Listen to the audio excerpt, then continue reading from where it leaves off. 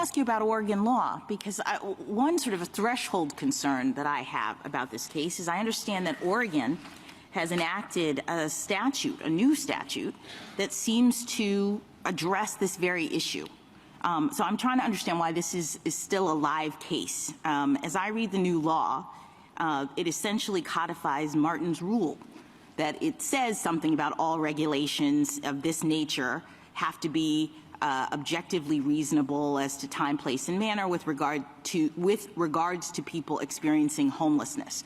So it seems like the state has already precluded grants passed from doing the sort of thing it's doing here. So why do we need to weigh in on that? Well, no, it hasn't. So first, both sides agree that this case is not moot. There is no state law challenge in this case. But more importantly, that standard is very different from Martin, and there's never been a challenge. What about constitutional avoidance? So fine, it's not moot, but wouldn't our principle be that we don't need to reach the constitutionality of this issue if there's another possible way of resolving it because the state has addressed it? Well, not at all. So the state's law is very different, and we believe our laws satisfy it. But more importantly, the fact that the state is acting here is a good thing. We agree that states should be able to make policy and to weigh all of the competing concerns. And here, the need to reverse Martin is so critical because laws like ours, they really do serve an essential purpose. They protect the health and safety of everyone. It is not safe to live in encampments. It's unsanitary. We see what's happening.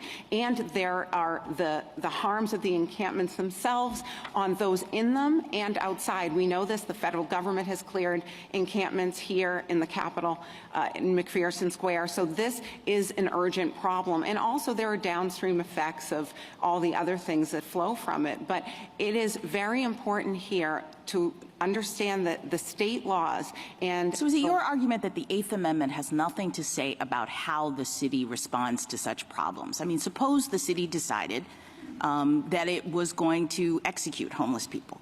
I mean, very extreme, I know, but it would solve the problems that you're talking about. Well, that would be— Do we have an Eighth Amendment issue in that circumstance? Yes. I think Why? there you look at the punishment. That, again, here we're looking at the punishment, which is low-level fine. That would be both cruel and unusual, wouldn't it? I think it would be, yes. I think it absolutely— Why not just yes to that? Yes, thank Counsel, you. can I